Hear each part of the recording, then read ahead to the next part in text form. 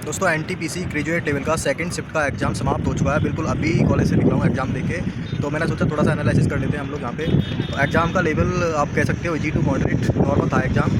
और full analysis हम लोग घर पे जाके करते हैं थोड़ी देर में। तो दोस्तों स्टार्ट करते हैं आज के पेपर का एनालिसिस। और मैं एग्ज़ाम दे के आया हूँ। पेपर का लेवल कैसा था, कैसा क्या गया था, सब मैंने यहाँ पे नोट किया हुआ है। 2 मिनट के अंदर हम लोग सब देखने वाले हैं, ठीक। तो सबसे पहले हम लोग हिस्ट्री से बात करेंगे।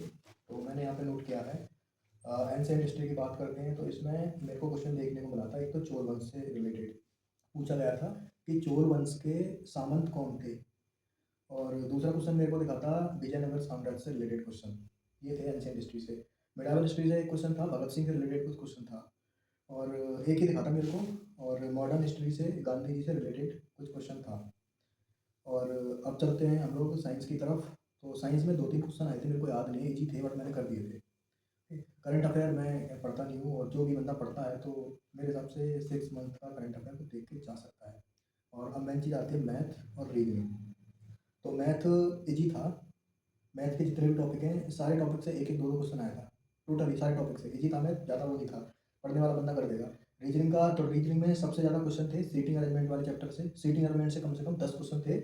और बाकी तो सबसे एक एक दो दो क्वेश्चन था। और किन चैप्टर से क्वेश्चन नहीं थे, मैं आपको बता रहा हूँ, ये चैप्टर आपको देख के जाने नहीं है मेरे हिसाब से। नॉर्मल रीजनिंग से एक भी क्वेश्चन नहीं था, घड़ी कैलेंडर पासा इनसे एक भी क्वेश्चन नहीं था।